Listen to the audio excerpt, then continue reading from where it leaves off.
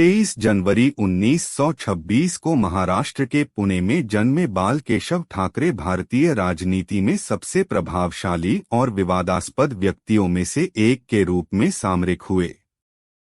हिंदू आंदोलन के प्रति अटल समर्पण के लिए प्रसिद्ध ठाकरे ने महाराष्ट्र के राजनीतिक परिदृश्य को आकार देने में महत्वपूर्ण भूमिका निभाई और अपने अनुयायियों के दिल और दिमाग में अमर धार छोड़ी।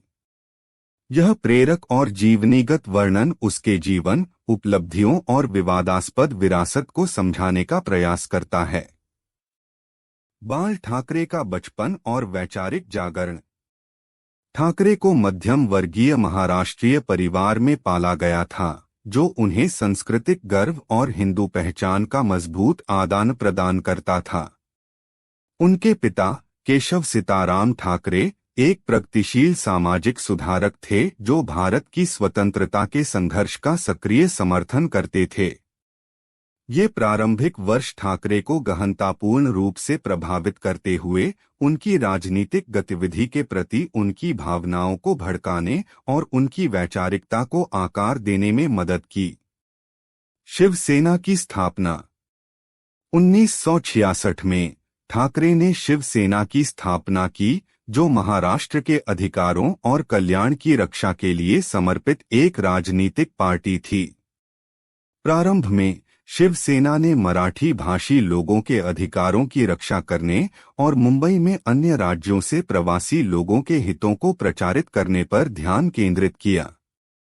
ठाकरे की जनता के साथ संबंध बनाने और उनके करिश्माई नेतृत्व कौशलों ने पार्टी को व्यापक लोकप्रियता प्राप्त कराई।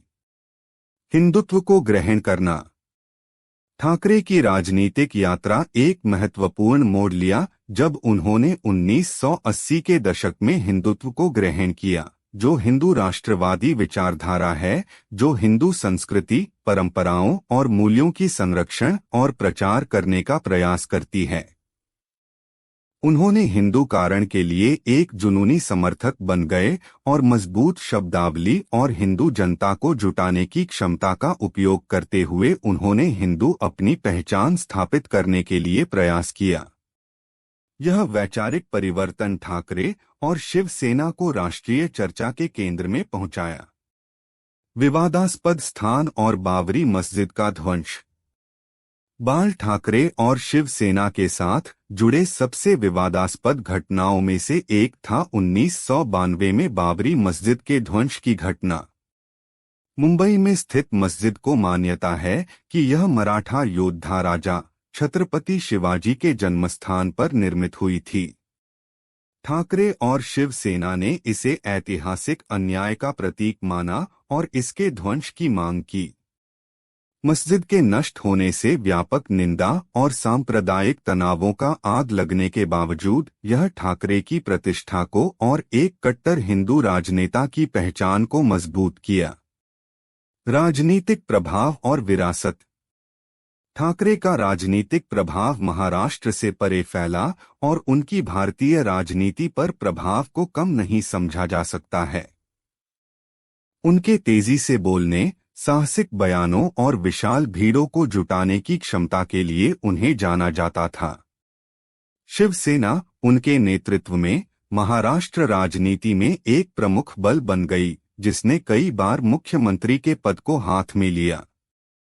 ठाकरे की विरासत एक मिश्रित मानी जाती है। समर्थक उन्हें हिंदू अधिकारों के एक वकील के रूप में मानते हैं, जबकि आपत्ति जताने वाले उन्हें बांटने का आरोप लगाते हैं कि वे विभाजनकारी राजनीति को प्रोत्साहित करते हैं। प्रेरणादायक प्रभाव। चाहे ठाकरे के विचारधारा के बारे में कोई भी राय हो, उनकी अनुयायियों को प्रेरित करने की उनकी क्षमता को इनकार नहीं किया जा सकता। उनमें लोगों के साथ जुड़ने और उनमें गर्व और उद्दीपन की भावना भरने की एक अद्वितीय क्षमता थी। उनके भाषण अक्सर सामान्य आदमी के साथ संवेदना पैदा करते थे, उनके शिकायतों और आकांक्षाओं को आवाज देते थे। ठाकरे की अपने कार्य के प्रति अटल समर्पण और विरोध के सामने बहादुरी उनकी प्रेरणा शक्ति की शानदार प्रमाणित है। निष्कर्ष। बाल ठाकरे एक असाधारण व्यक्ति थे जिन्होंने महाराष्ट्र के राजनीतिक परिदृश्य और देश को स्थायी रूप से प्रभावित किया। हिंदू कारण के प्रति उनकी अटल समर्पण, उनकी शिवसेना की स्थापना और बाबरी मस्जिद जैसे मुद्दों पर विवादास्पद स्थान का ठाकरे के छवि को एक हार्डकोर हिंदू राजनेता के रूप में पुष्टि की। हालांकि उनके बारे में राय विभिन्न हो सकती है, लेकिन यह स्वीकार करना मुश्किल नहीं है कि उनका प्रभाव और उनकी क्षमता जनता के बीच विचार विमर्श को आकार देने में महत्वपूर्ण रही है। बाल ठाकरे की विरासत का चर्चा हमेशा होती रहती है, लेकिन उनका भारतीय राजनीति पर प्रभाव उनकी मृत्यु के कई सालों बाद भी महत्वपूर्ण है।